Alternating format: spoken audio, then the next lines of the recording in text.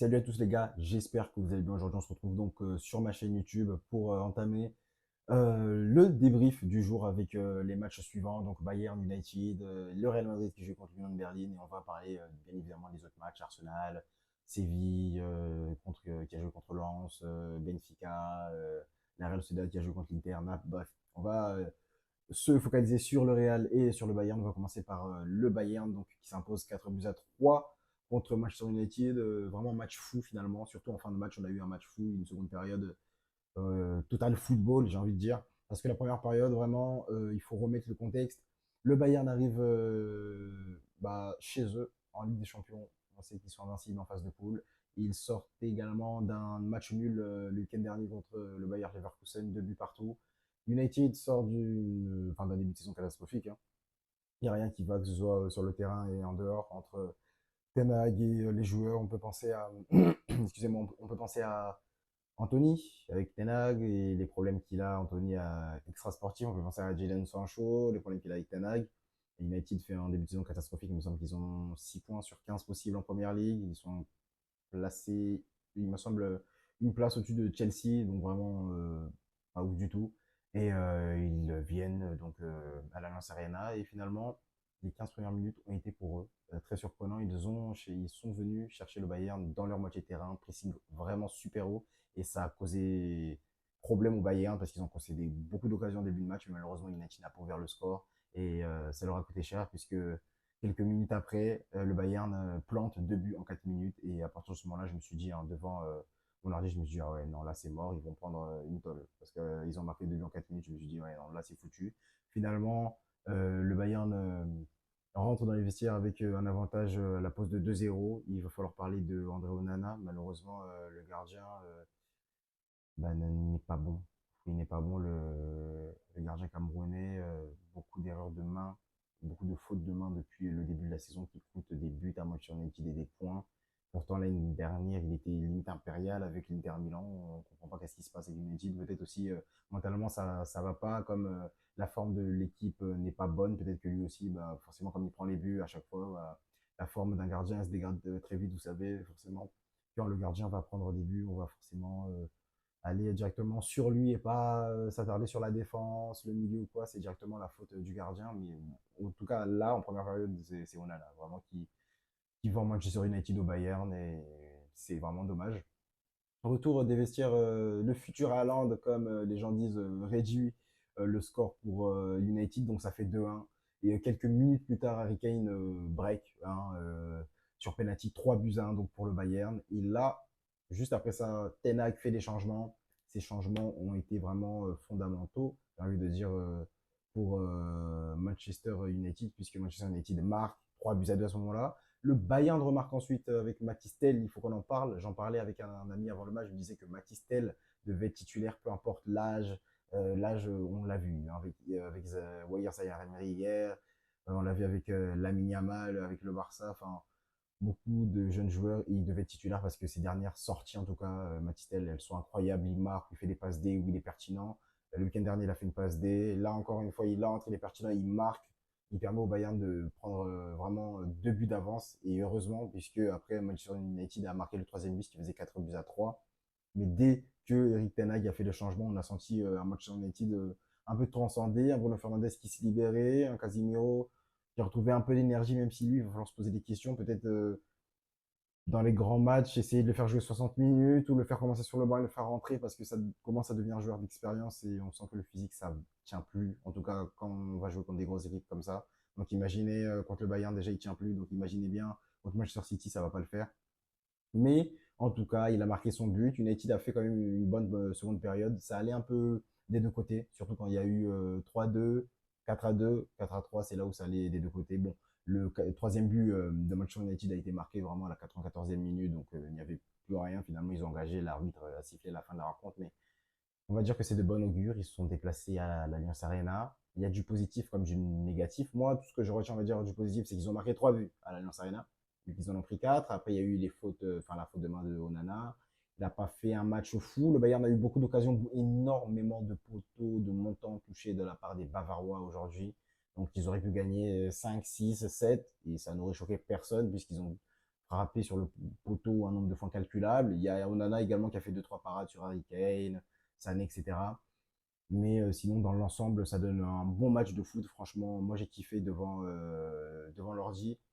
Et aussi, le Bayern a fait quand même son match, a fait un bon match dans l'ensemble. Juste par contre, la lucidité, en fait, ils sont très laxistes. Je trouve que la défense, elle est laxiste et c'est pas une bonne nouvelle parce qu'on voit en championnat, ils sont perméables et en Ligue des Champions, ils sont perméables contre une équipe qui n'est pas en forme. Manchester United, c'est une grosse équipe, ils ont de gros joueurs, ils ont de gros atouts, mais ils ne sont pas en forme. Donc voilà. Ensuite, on va parler du Real Madrid. Ça, il faut en parler. En fait, il n'y a tellement pas grand-chose à dire à part le Real Madrid a gagné 1-0 contre Union Berlin. Bravo, au revoir. Mais ils ont gagné à la 94e minute. J'étais en vocal sur Discord à ce moment-là. C'était la 88e minute et je disais à mon pote, là, le Real Madrid, ils vont gagner 1-0. Tu vas voir but de Bellingham et il va célébrer comme ça devant tout le monde et tout. Et c'est ce qui s'est passé. 94e minute, vraiment, je regarde le match et je vois, il marque. Ah, j'ai envie de dire que des matchs comme ça, on le sait. Quand c'est la 90e plus 5 minutes additionnelles, vous savez, le Real, soit si c'est pas un penalty, c'est Bellingham, il va venir planter, le gardien fait l'arrêt, il est là sur le second ballon, enfin bref. En tout cas, par contre, Bellingham, joueur clé du Real Madrid depuis le début de la saison. En tout cas, au niveau des stats, il est là. Est-ce que c'est le meilleur sur le terrain? Je suis pas si sûr que ça. Aujourd'hui, pour moi, il n'a pas fait un match extraordinaire. Le Real Madrid a dominé le match de A à Z, hein. Je suis très déçu de la part de l'Union Berlin parce qu'ils ont quand même terminé quatrième en championnat la saison dernière, donc en Bundesliga, et je suis assez surpris qu'ils n'arrivaient pas à aligner trois passes. C'était trop leur demander. Ils ont également pu compter sur leur gardien. Ça, par contre, ça c'est bien. Leur gardien a fait un excellent match. Sans lui, je pense qu'ils auraient pris quand même une tôle, mais même, je pense que c'était pas assez. Le Real, il manque un vrai neuf. Il manque un vrai numéro 9. Rossellou, avec tout le respect que je lui dois, bien évidemment. C'est un bon joueur, c'est un bon attaquant, mais pas un neuf. Il doit être titulaire, en tout cas, au Real Madrid.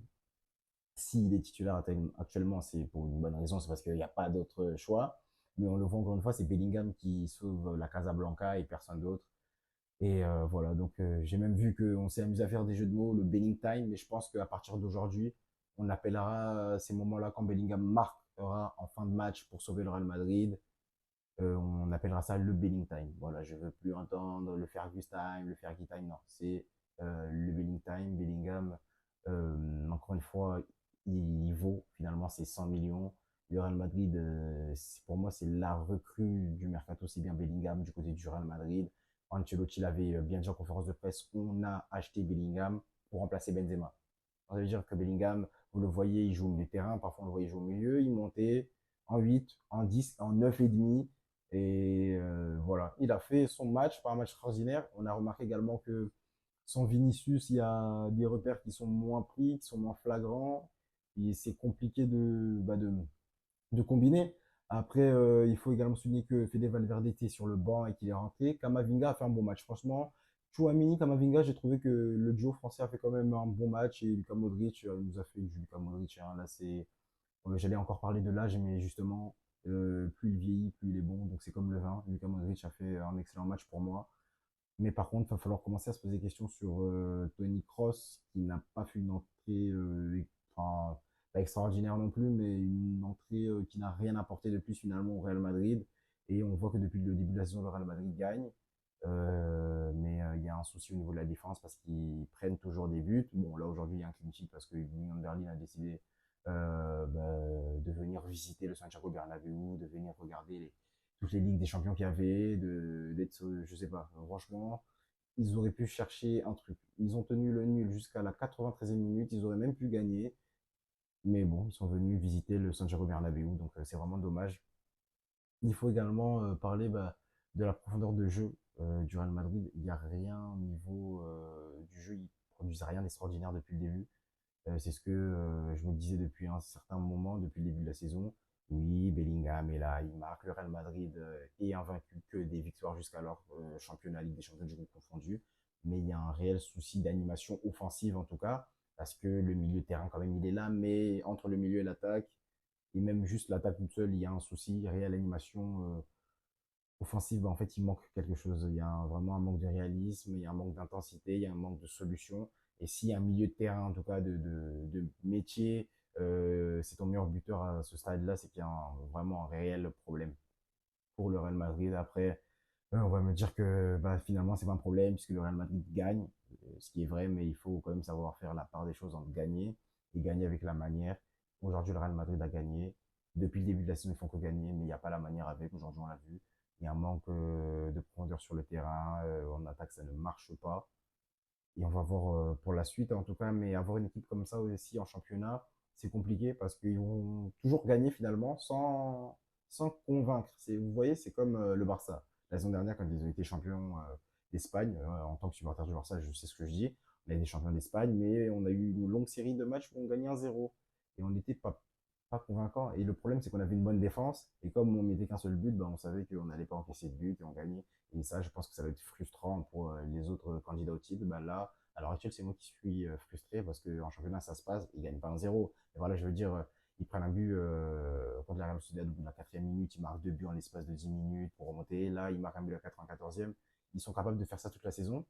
Et en jouant comme ça, ils sont capables d'aller en finale de Ligue des Champions. Personne ne l'aura vu. Et en tout cas, moi, je vous aurais prévenu, si on voit le Real Madrid en finale de Ligue des Champions cette année, ne soyez pas surpris. S'ils vont jouer comme ça toute l'année, ils vont quand même passer. Le Real, je sais pas, c'est un club qui est né pour la Ligue des Champions, c'est le club qui en a le plus gagné, si ce n'est le meilleur club de l'histoire de la Ligue des Champions, en tout cas, je pense que ça c'est sûr. Et puis voilà, donc le Real aujourd'hui s'impose 1-0 contre l'Union de Berlin qui a décidé de ne pas jouer aujourd'hui. Mention honorable à Bellingham qui vous donne les 3 points au Real Madrid, donc l'homme du résultat c'est bien Bellingham, mais si je devrais dire, je devrais donner le nom d'un joueur pour désigner l'homme de match, je pense que je le donnerais à Luka Modric, parce qu'il a fait vraiment un bon match, Luka Modric. Après, mention également à Kamavinga aussi, que en tout cas il m'a vraiment plu le match de Kamavinga. Arsenal roule sur le PSV Eindhoven 4-0. Je ne pensais pas qu'Arsenal allait rouler de cette manière-là sur le PSV Eindhoven, parce que quand même, ils sont en forme, ils ont de bons joueurs et c'est une équipe qui est connue quand même pour produire un bon jeu. Après, dernièrement, Ligue des Champions, c'était compliqué pour eux. Sur les dernières campagnes, ils ne gagnaient plus le PSV Eindhoven, mais en tout cas, aujourd'hui, ils prennent une rousse 4-0 par Arsenal. Les hommes d'Orteta se sont gérés encore une fois aujourd'hui, il n'y a rien à dire. Bukayo Saka, le piment, hein, moi je l'appelle le piment parce que c'est un piment. Le gars il est à droite, il te fout des crochets, des feintes de corps, des centres, des passes, des buts. Bukayo Saka, si ce n'est le meilleur ailier droit à l'heure actuelle. Franchement, moi je me mouille. Bukayo Saka à droite actuellement à l'heure actuelle, je vois pas mieux, en tout cas je vois pas de plus prolifique que lui à l'heure actuelle au niveau des 1 contre 1, au niveau des passes, des buts. Saka, c'est extraordinaire. Odegaard, le capitaine, inutile de le présenter, buteur encore une fois. Odegaard, excellent match de sa part. Également un but de Trossard, un joli but franchement, un plat du pied, petit filet. Arsenal se rassure et confirme sa forme du moment en gagnant 4-0. Ça, c'est de bon augure. Pour le match qui arrive ce week-end, ils sont en confiance, les hommes d'Arteta. Encore une fois, parfait. Il va falloir vraiment faire attention à Arsenal pour cette saison. Le retour en Ligue des Champions, il est fracassant. Victoire 4-0 des Gunners. Donc, il n'y a vraiment pas grand-chose à dire à part ils ont fait un excellent match et joli but de Gabriel Jesus également. Frappe franchement pleine de spontanéité et ça fait filoche vraiment. Gabriel Jesus, match extraordinaire également de sa part.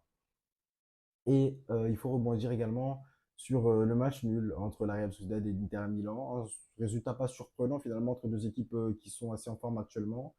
Mais la Real Sociedad a vraiment eu énormément d'occasions dans ce match. Ils ont ouvert le score et ils ont eu deux trois occasions pour doubler la mise, c'est-à-dire pour mener 2-0, ils ne l'ont pas fait. Au bout d'un moment, vers la 68e minute, il me semble que Barella devait prendre un carton rouge. Il a pris et le carton rouge a été changé après avoir été revu à la VAR. L'arbitre a annulé le carton rouge et là, Lautaro Martinez, serial killer devant les cages, a permis à l'Inter Milan, je vais dire l'Inter Miami, mais du tout, à l'Inter Milan de décrocher le match nul à la Noeta. Et je pense que c'est un bon point pour l'Inter Milan parce que pour moi, c'était vraiment pas gagné. La Real Sociedad, ils étaient là pour en découdre et c'est dommage, justement, pour la Real Sociedad qui est en forme, qui est dernièrement, qui domine, franchement, ses adversaires contre le Real. Ils ont quand même dominé le match, on va dire, dans l'ensemble et ils perdent. Là, aujourd'hui, ils se font égaliser à la dernière minute. C'est dommage, mais c'est comme ça le foot. Le foot, c'est des détails. Aujourd'hui, il y avait un détail. Et le détail, c'était Lautaro Martinez. Il fallait faire attention à lui. Et il a marqué, donc bien joué à lui. Les autres rencontres, on va pas trop s'attarder dessus, hein. Benfica a joué. Tout à l'heure, on a eu également Galatasaray qui a fait 2-2 contre Copenhague. Naples également a remonté et a gagné 2-1. Il me semble que le deuxième but a été mis contre son camp à la 88e minute. Donc voilà, rien d'extraordinaire non plus, mais ce qu'on va retenir aujourd'hui, c'est le gros match qu'on a eu en Allemagne, donc entre le Bayern et Manchester United, donc 4-3 pour les Bavarois qui se sont gérés et qui prennent les 3 points. United, il n'y a pas que du négatif, donc il faut essayer de faire avec les 3 buts qu'ils ont marqués, essayer de faire de bonnes choses à l'entraînement cette semaine pour pouvoir enchaîner sur une victoire ce week-end. Le Real Madrid qui confirme, on va dire, sa forme, en tout cas sa bonne série de victoires actuellement, donc qui a gagné 1-0 contre l'Union grâce à Bellingham, joueur extraordinaire depuis le début de la saison. Et puis je pense qu'on a fait le tour, les amis. Sur ce, je vous souhaite une excellente soirée. Prenez soin de vous. N'oubliez pas de liker, commenter, partager. On se retrouve ce week-end pour les débriefs de Première Ligue et de Liga. Ciao.